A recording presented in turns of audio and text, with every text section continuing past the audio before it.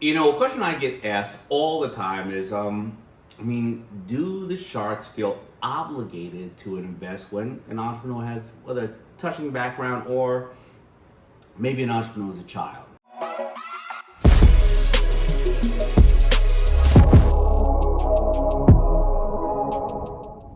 I'm going to let you know the theory on if we invest or why we invest in people who may have touching backgrounds. Guess what? It has nothing to do with if there is a child or not, or they have a touching story. That is called charity.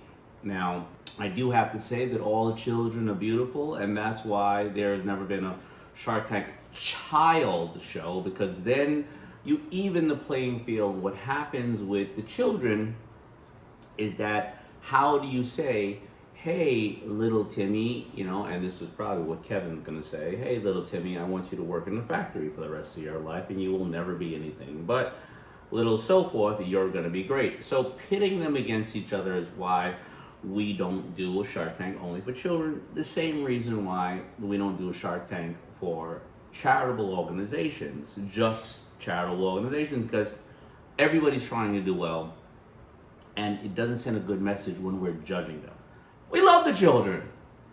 And if they have a great business that we think is good, well, let's look at the advantages. I even wrote some of them down about the children. Kids don't set any limitations, for themselves. They believe that they can do everything. They can fly, and that's exactly the way they should. And so a child who's believing in entrepreneurship and believing that they want to solve a problem or fly together with all their friends, man, that child has no limitations, and I want to be that child's partner. However, I have what I feel is a fiduciary duty that if they don't have financial intelligence and they're taking in a partner too soon, like you may see on Mo's Bows, well, there's another form of investment. I'm not giving them my capital, because if I give them my money, I have to tie an equity stake to it or return on capital. Maybe my mentorship is more. But if the child does have a good business, and I think it's sound, and many do, and like Michaela, Me's and B's, and even Mo's Bows, even though I didn't have a financial stake in the business, these children really do run the business, and a lot of these parents make sure that the children are operating the business and it is their vision. They are, they get experience in failing young, right? They fail young. A lot of us, as we grow up as an adult, think about it, we have too much vested interest. We're like, oh my God, I got kids, I got family. Oh, I don't want to lose the house. I don't want to lose my place in society. I don't want to lose my place online at Golden Corral when it opens up at 9 o'clock. Well, that's just a personal thing with me. But as for children, they don't have that. They fail young and they don't realize it's a failure. It's okay. Right? Because what are they doing? They're not hitting home runs on the field, right? They're not hitting the perfect notes when they play any kind of instrument. They're not getting A's on all their tests. Maybe some are. So they're used to this new development. It's not look at a failure. It's look as a process of growing, which all of us really need to go back to, because that's the basics of growing, right? Kids are resourceful. Oh, they are resourceful. Think about how resourceful kids are.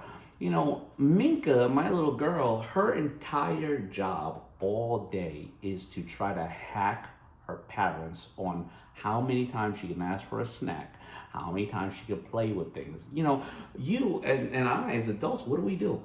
Oh, somebody said no. Oh, okay, whatever. Oh, I can't do that. Oh, I can't do that. Minka all day goes, can I have a snack? No, ask your father. Okay, then she goes, my father. Can I have a snack? No, ask somebody else. And then she goes and takes a snack, and then she goes, well, you know what? I was just testing it to see if it was stale, right? And then we go, no, put that down.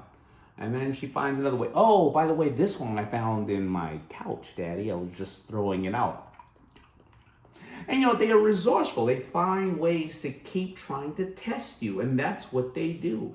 Don't you remember when you were a child? That's all you had to do all day was test people. So I love the fact that kids are resourceful, and not only when they're resourceful in regards to negotiating, they're resourceful in trying to find ways for new friends to play with them, new things that they love in the world, and they are still discovering the world, and they are resourceful, and they're going to add that and utilize that to the business. Kid entrepreneurs, they know about time management. Think about it. You're like, what are you talking about? They got to go to school. It's bedtime. Well, they got to go to football practice or ice skating. They got to go to church.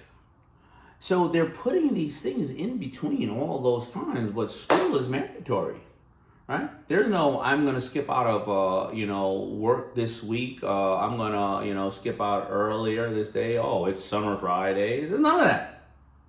Bang, bang, bang, bang, bang. And they, unlike many of our bosses, or even if we're our own boss, we can lie, we can play sick, we can do this, we can make excuses. Maybe the boss is not looking. No, they got parents and teachers on top of them all the time. They're constantly monitored, so they cannot skip and steal time the way that we can. So they are using time management at the utmost and the ultimate. So when they're creating a business, they know that they are sacrificing something else, but they're probably not sacrificing something else. You know what they're doing? They're enjoying something, and that's why they're finding more time to do it, and that's called time management. Oh, I love this one. I kind of touched on this before. Kids are rule breakers. They break the rules. They don't know any better, right? They're still learning life, and when you say, well, you can't do that. Why? I don't know. It's illegal. Huh? What's illegal? They're breaking the rules because there is no rules as a child. The entire world is exactly what they should do, and many other adults should break rules like that too. I am not talking about harming anybody. I'm talking about breaking rules in society. Like, I actually don't care what you all think about me. I'm going to break a rule. I actually am going to disagree with you sometimes. I may like you in this area and what you're saying, but it doesn't mean you know everything. I'm going to disagree. I'm sorry. I don't care if society hates me. It's just what I think, and I'm being honest, right?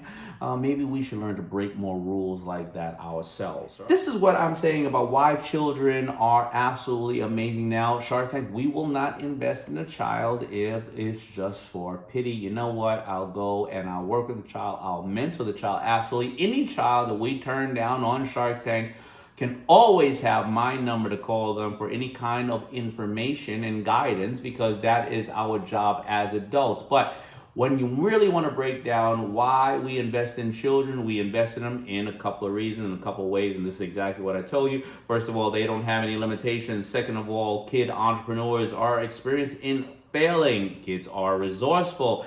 Kid entrepreneurs have time management under them, and kids learn how to break the rule. Now, why am I saying that? Because use that with your children, your grandchildren, your godchildren, your niece and nephews. If you want to know more about that, check out my new book, Little Damon Learns to Earn. Here go Little Damon.